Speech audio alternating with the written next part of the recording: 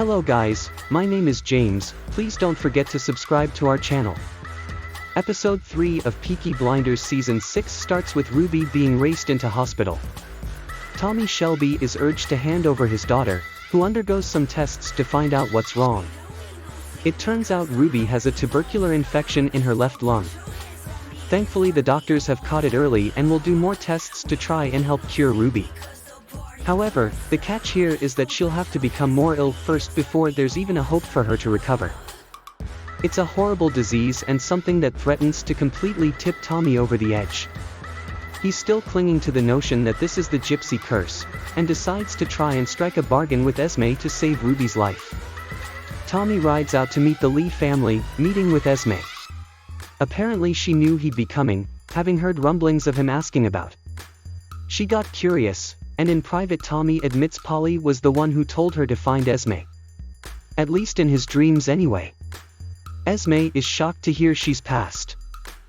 Eventually admitting that there are a lot of people who hate Tommy, with lots of grieving and hate in the shadows.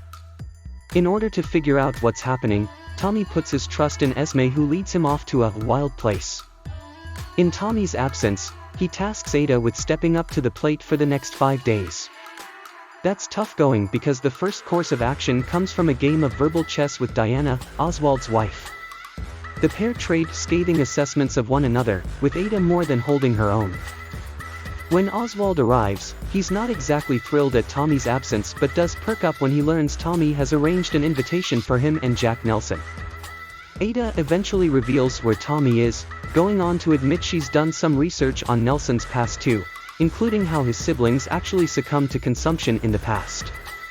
With the conversation swinging in her favor, at least for now, the invitation is given, which happens to be an extension to Tommy's place for a more formal meeting. Ada arrives at Shelby Limited next, immediately slinging her weight around, making some changes. Arthur has locked himself in the safe while Ada has her reservations about Isaiah, deciding to test him.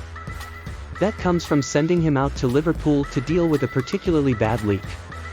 The opium in storage at the Salthouse docks has been stolen, organized to be taken by the bucketful by a union convener by the name of Hayden Stagg. Ada has instructions on where to find him, and when.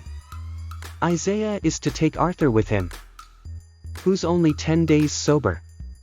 Wandering into a warehouse full of opium isn't exactly going to be easy for Arthur. But then Arthur's name is well known in these parts and reputation alone should be enough to shake things up. Isaiah?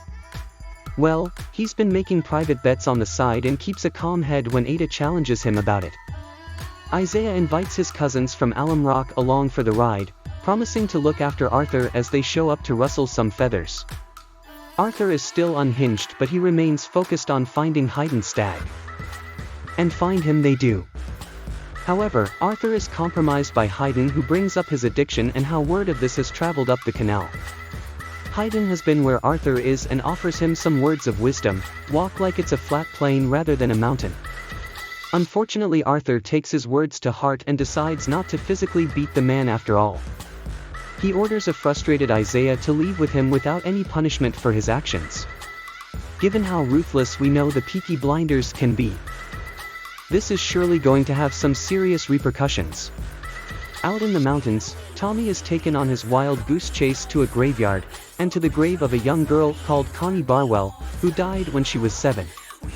Esme believes it's her mother, Evadne Barwell, who has cursed Tommy, waiting until Ruby turned the age of her deceased daughter to inflict maximum punishment. The reason?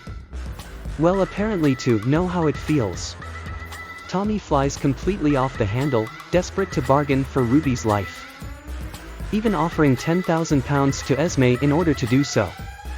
Esme wants gold though, given money is uncertain and can lose value at any moment. And of course, Tommy knows exactly where to find it. When Tommy shows up at the hospital, Lizzie is there waiting for him. She's furious, pointing out that Tommy wasn't there when Ruby died. At 5:17 p.m.